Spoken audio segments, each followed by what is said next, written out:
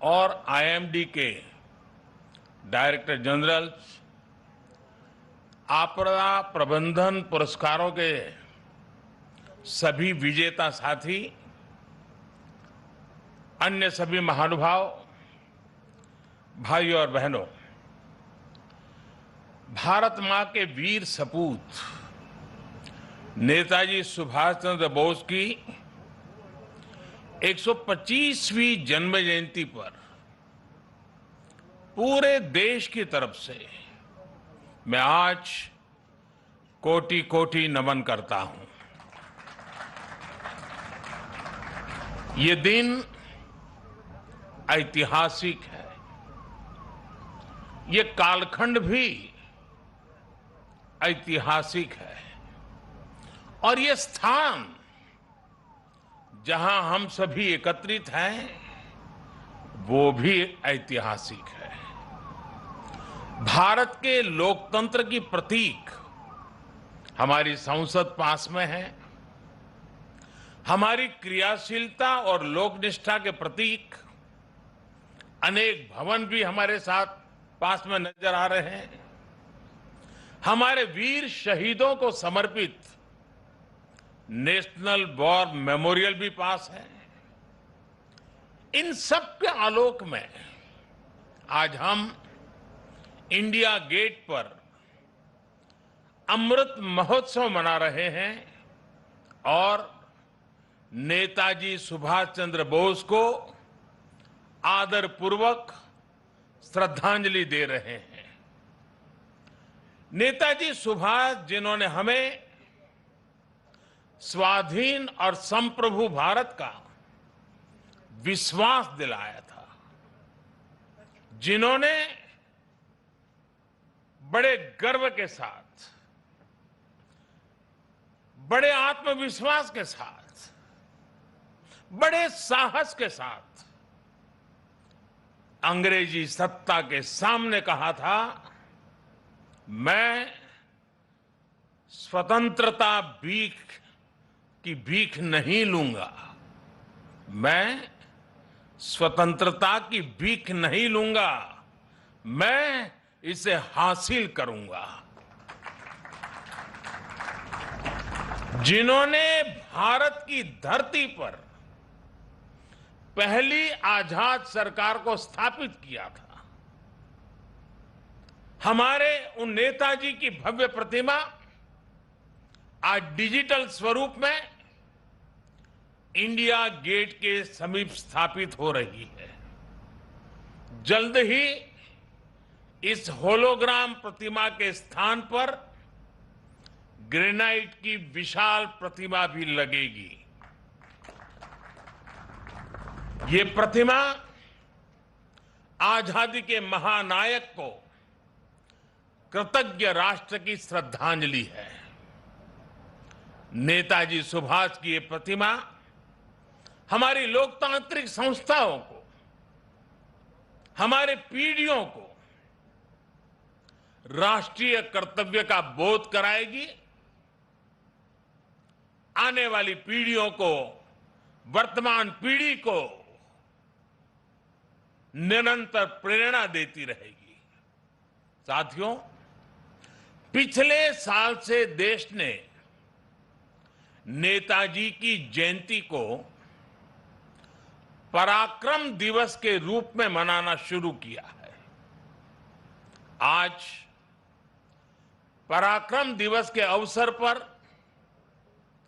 सुभाष चंद्र बोस आपदा प्रबंधन पुरस्कार भी दिए गए हैं।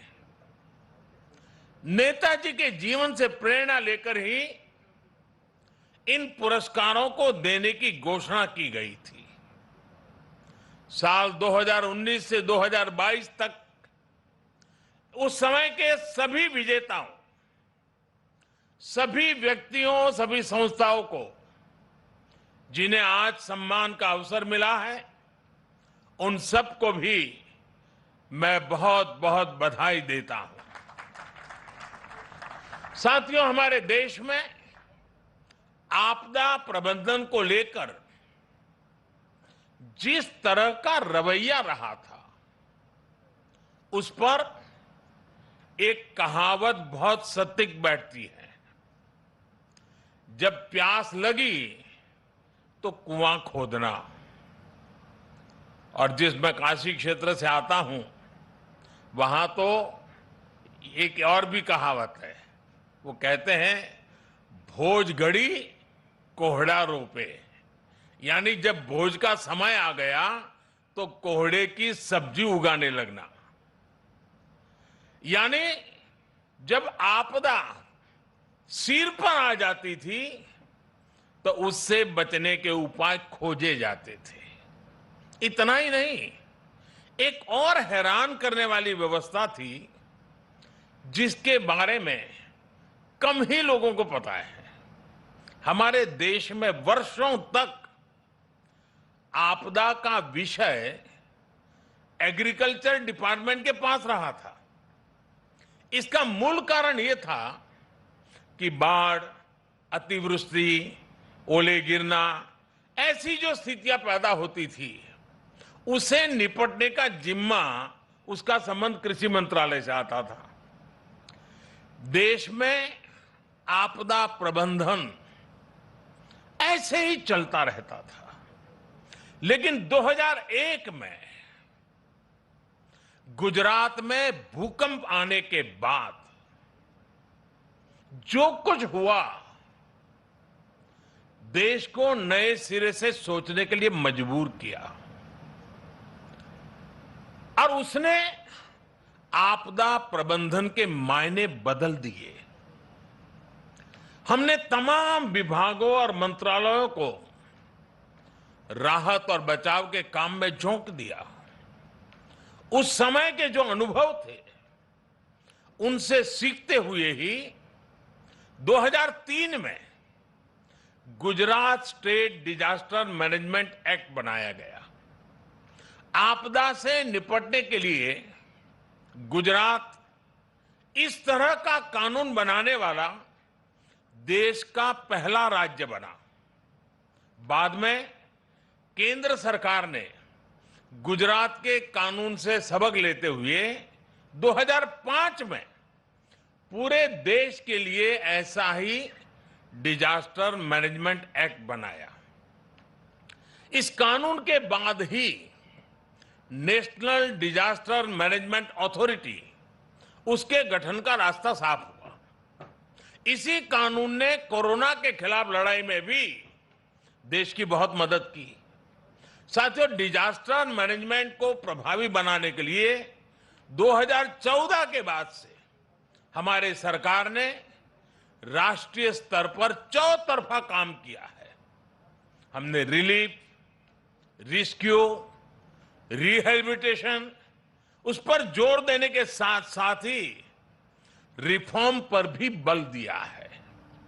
हमने एनडीआरएफ को मजबूत किया, उसका आधुनिकीकरण किया, देश भर में उसका विस्तार किया, स्पेस टेक्नोलॉजी से लेकर प्लानिंग और मैनेजमेंट तक बेस्ट पॉसिबल प्रैक्टिसेस को अपनाया। हमारे एनडीआरएफ के साथ ही सभी राज्यों के एसडीआरएफ्स और सुरक्षा बलों के जवान अपनी जान की बाजी लगाकर एक एक जीवन को बचाते हैं। इसलिए आज ये पल इस प्रकार से जान की बाजी लगाने वाले, औरों की जिंदगी बचाने के लिए खुद की जिंदगी का दांव लगाने वाले, चाहे वो एनडीआरएफ के लोग हो, चाहे एसडीआरएफ के लोग हो, हमारे सुरक्षा बलों के साथी हो, ये सब के सब उनके प्रति आज आभार व्यक्त करने का, उनको सैल्यूट करने का ये वक्त है। साथियों, अगर हम अपनी व्यवस्थाओं को मजबूत करते चलें तो आपदा से निपटने की क्षमता दिनों दिन बढ़ती चली जाती है। मैं इसी कोरोना काल के 1-2 वर्ष की बात करूं तो इस महामारी के बीच भी देश के सामने नई आपदाएं आकर खड़ी हो गई। एक तरफ कोरोना से तो लड़ाई लड़ी रहे थे, अनेक जगहों पर भूकंप आए, कितने ही क्षेत्रों में बाढ़ आई, उड़ीसा, पश्चिम बंगाल समेत पूर्वी तटों पर साइक्लोन आए, गोवा, महाराष्ट्र, गुजरात, पश्चिमी तटों पर भी साइक्लोन आए। पहले एक एक साइक्लोन में सैकड़ों लोगों की मृत्यु हो जाती थी, लेकिन इस बार ऐसा नहीं हुआ। देश ने हर चुनौती का जवाब एक नई ताकत से दिया। इसी वजह से इन आपदाओं में हम ज्यादा से ज्यादा जीवन बचाने में सफल रहे। आज बड़ी बड़ी अंतर्राष्ट्रीय एजेंसियां भारत के इस सामर्थ्य, भारत में आए इस बदलाव की सराहना कर रही है।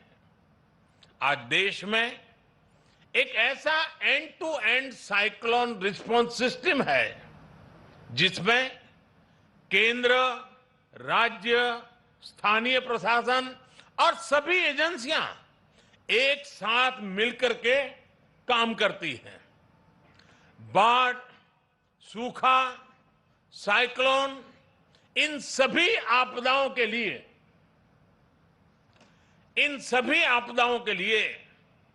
वार्निंग सिस्टम में सुधार किया गया है। डिजास्टर रिस्क एनालिसिस के लिए एडवांस टूल्स बनाए गए हैं। राज्यों की मदद से अलग अलग क्षेत्रों के लिए डिजास्टर रिस्क मैप्स बनाए गए हैं। इसका लाभ सभी राज्यों को, सभी स्टेक होल्डर्स को मिल रहा है। और सबसे महत्वपूर्ण, डिजास्टर मैनेजमेंट, आपदा प्रबंधन आज देश में जन भागीदारी और जन विश्वास का विषय बन गया है।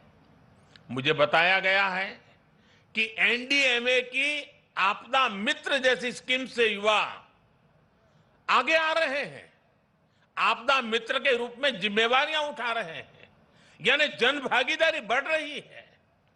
कहीं कोई आपदा आती है तो लोग विक्टिम नहीं रहते, वो वॉलेंटियर्स बनकर आपदा का मुकाबला करते हैं। यानी आपदा प्रबंधन अब एक सरकारी काम भर नहीं है, बल्कि ये सबका प्रयास का एक मॉडल बन गया है। और साथियों, जब मैं सबका प्रयास की बात करता हूं तो इसमें हर क्षेत्र में हो रहा है प्रयास, एक होलिस्टिक अप्रोच भी शामिल है। आपदा प्रबंधन को प्राथमिकता देते हुए हमने अपने एजुकेशन सिस्टम में भी कई सारे बदलाव किए हैं। बात करता हूं तो इसमें हर क्षेत्र में हो रहा है प्रयास, एक होलिस्टिक अप्रोच भी शामिल है। आपदा प्रबंधन को प्राथमिकता देते हुए हमने अपने एजुकेशन सिस्टम में भी कई सारे बदलाव किए हैं। जो सिविल इंजीनियरिंग के कोर्सेज होते हैं, आर्किटेक्चर से जुड़े कोर्सेज होते हैं, उसके पाठ्यक्रम में डिजास्टर मैनेजमेंट से जोड़ा, इंफ्रास्ट्रक्चर की रचना कैसी हो उस विषयों को जोड़ना, ये सारे काम प्रयासरत हैं। सरकार ने डैम फेलियर की स्थिति से निपटने के लिए डैम सेफ्टी कानून भी बनाया है। साथियों, दुनिया में जब भी कोई आपदा आती है तो इसमें लोगों की दुखद मृत्यु की चर्चा होती है कि इतने लोग मृत्यु हो गई, इतना ये हो गया, इतने लोगों को हटाया गया। आर्थिक नुकसान भी बहुत होता है, उसकी भी चर्चा की जाती है। लेकिन आपदा में जो इंफ्रास्ट्रक्चर का नुकसान होता है वो कल्पना से परे होता है। इसलिए ये बहुत आवश्यक है कि आज के समय में इंफ्रास्ट्रक्चर का निर्माण ऐसा हो जो आपदा में भी टिक सके, उसका सामना कर सके। भारत आज इस दिशा में भी तेजी से काम कर रहा है। जिन क्षेत्रों में भूकंप, बाढ़ या साइक्लोन का खतरा ज्यादा रहता है, वहां पर पीएम आवास योजना के तहत बन रहे घरों में भी इसका ध्यान रखा जाता है। उत्तराखंड में जो 4 धाम महापरियोजना का काम चल रहा है, उसमें भी आपदा प्रबंधन का ध्यान रखा गया है। उत्तर प्रदेश में जो नए एक्सप्रेस वे बन रहे हैं, उनमें भी आपदा प्रबंधन से जुड़ी बारीकियों को प्राथमिकता दी गई है। आपात स्थिति में एक्सप्रेस वे विमान उतरने के काम आ सके, इसका भी प्रावधान किया गया है। यही नए भारत का विजन है, नए भारत के सोचने का तरीका है। साथियों, डिजास्टर रेजिलिएंट इंफ्रास्ट्रक्चर की इसी सोच के साथ भारत ने दुनिया को भी एक बहुत बड़ी संस्था का विचार दिया है, उपहार दिया है। ये संस्था है CDRI, coalition for disaster resilient infrastructure. Bharat की इस पहल में ब्रिटेन हमारा प्रमुख साथी बना है और आज दुनिया के 35 देश इससे जुड़ चुके हैं। दुनिया के अलग अलग देशों के बीच में, सेनाओं के बीच में हमने ज्वाइंट मिलिट्री एक्सरसाइज बहुत देखी है, पुरानी परंपरा है, उसकी चर्चा भी होती है। लेकिन भारत ने पहली बार डिजास्टर मैनेजमेंट के लिए ज्वाइंट ड्रिल की परंपरा शुरू की है। कई देशों में मुश्किल समय में हमारी डिजास्टर मैनेजमेंट से जुड़ी एजेंसियों ने अपनी सेवाएं दी हैं, मानवता के प्रति अपने कर्तव्य का निर्वाह किया है।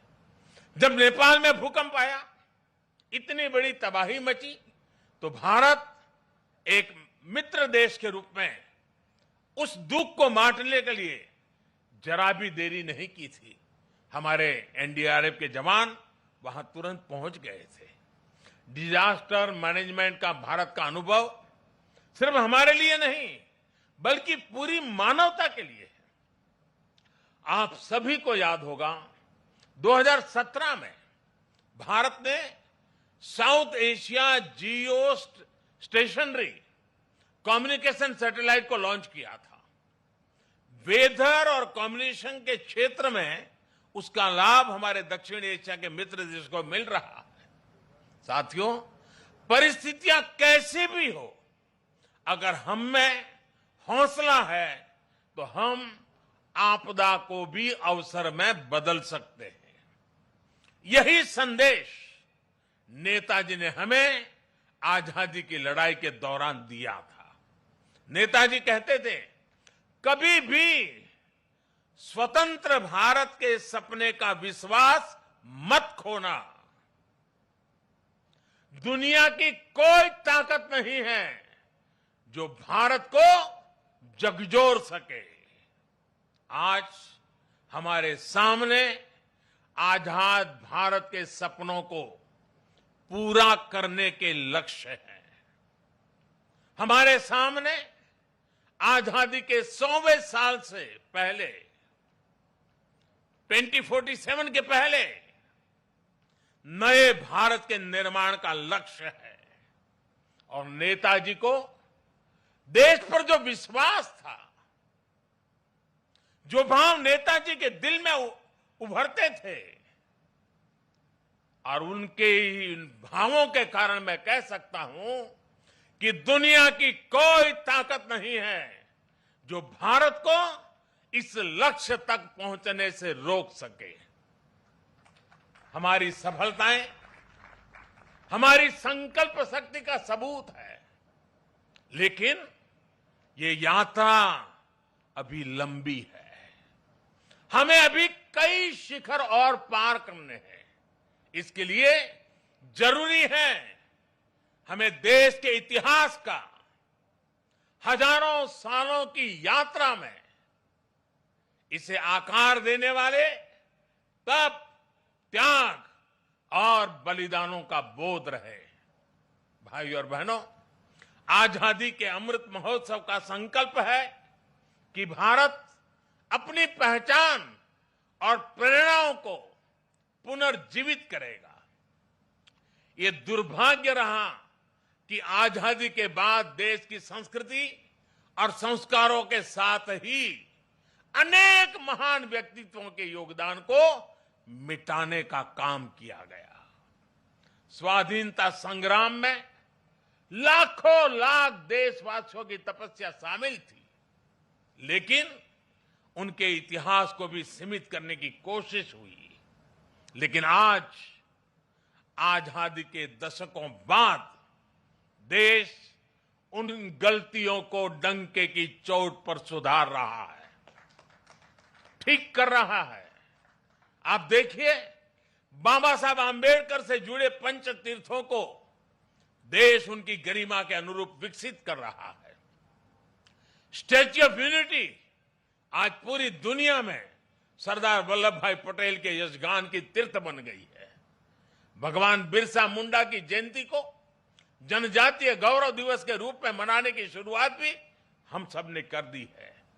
आदिवासी समाज के योगदान और इतिहास को सामने लाने के लिए अलग अलग राज्यों में आदिवासी म्यूजियम बनाए जा रहे हैं और नेताजी सुभाष चंद्र बोस के जीवन से जुड़ी हर विरासत को भी देश पूरे गौरव से संजो रहा है।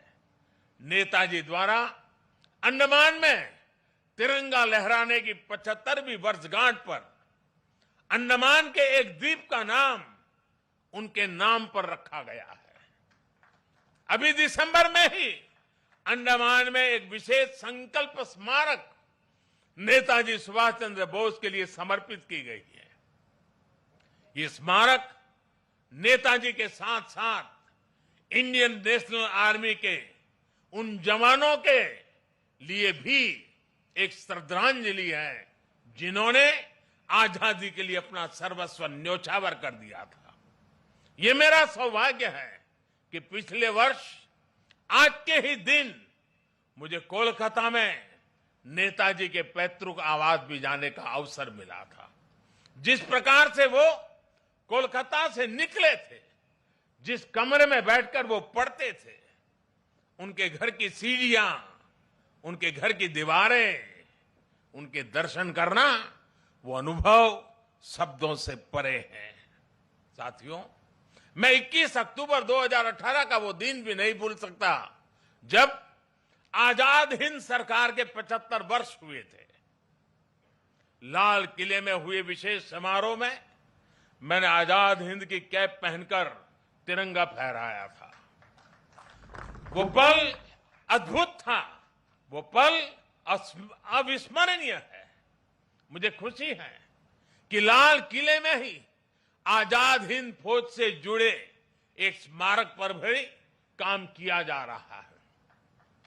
2019 में 26 जनवरी की परेड में आजाद हिंद फौज के पूर्व सैनिकों को देखकर मन जितना प्रफुल्लित हुआ, वो भी मेरी अनमोल स्मृति है। और इससे भी मैं अपना सौभाग्य मानता हूं कि हमारी सरकार को नेताजी से जुड़ी फाइलों को सार्वजनिक करने का अवसर मिला।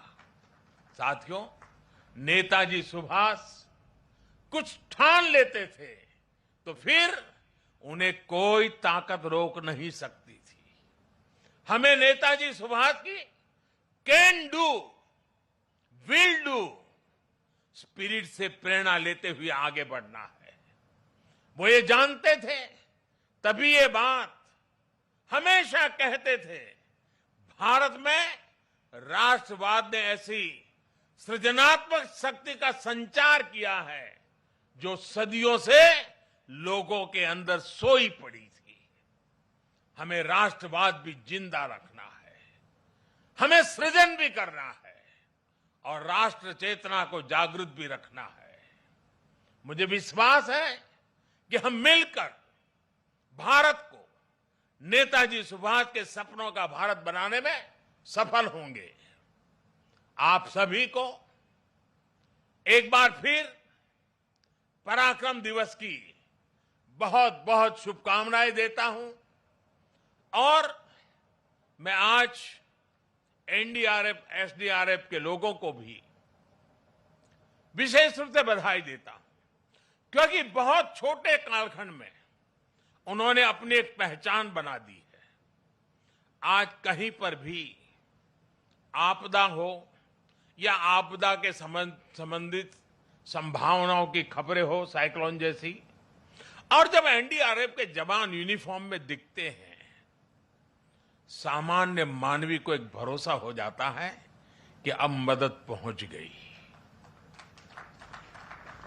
इतने कम समय में किसी संस्था और इसके यूनिफॉर्म की पहचान बनना, यानी जैसे हमारे देश में कोई तकलीफ हो और सेना के जवान आ जाएं, तो सामान्य मानवी को संतोष हो जाता है, भाई बस अब ये लोग आ गए हैं। वैसा ही आज एनडीआरएफ और एसडीआरएफ के जवानों ने अपने पराक्रम से ये करके दिखाया है।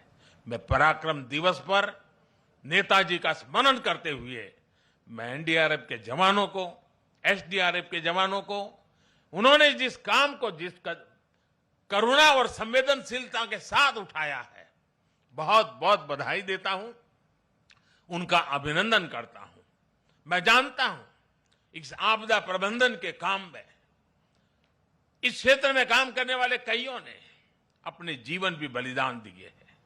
मैं आज ऐसे जवानों को भी श्रद्धांजलि देता हूं जिन्होंने किसी की जिंदगी बचाने के लिए अपनी जिंदगी दांव पर लगा दी थी। ऐसे सबको मैं आदरपूर्वक नमन करते हुए मैं आप सबको भी आज पराक्रम दिवस की अनेक अनेक शुभकामनाएं देते हुए मेरी वाणी को विराम देता हूं। बहुत बहुत धन्यवाद। तो पराक्रम दिवस के मौके पर यह खास कार्यक्रम और प्रधानमंत्री नरेंद्र मोदी को आप सुन रहे थे, जो इस मौके पर आज एक होलोग्राफिक प्रतिमा का अनावरण भी किया गया है। इस दौरान उन्होंने कई खास बातों का जिक्र अपने संबोधन में किया। उन्होंने बताया कि देश आखिर क्यों अमृत महोत्सव मना रहा है, उसके पीछे का संदेश उन्होंने दिया। और साथ ही प्रधानमंत्री नरेंद्र मोदी ने कहा कि किस तरीके से पहले की सरकारों में हुई गलतियों को अब जाकर देश सुधार रहा है। साथ ही प्रधानमंत्री नरेंद्र मोदी ने नेताजी सुभाष चंद्र बोस ने किस तरह से देश की आजादी के लिए अपना पूरा जीवन समर्पित कर दिया, उसका जिक्र करते हुए उन्होंने कहा कि कई ऐसी महान विभूतियां जिन्हें नजरअंदाज किया गया, देश अब उन गलतियों को सुधार रहा है। बड़ी बातें क्या रही वो आपको हम बता रहे हैं। उन्होंने कहा कि आज हमारे सामने नए भारत के निर्माण का लक्ष्य है। नेताजी का सपना था कि नव भारत का निर्माण हो और यही लक्ष्य इस वक्त देश का है। प्रधानमंत्री नरेंद्र मोदी ने इसके साथ ही कहा कि आजादी की महान विभूतियों को नजरअंदाज किया गया। उन्होंने एक तरीके से निशाना साधते हुए कहा कि जो गलतियां हुई हैं पहले की, उन गलतियों को अब देश सुधार रहा है।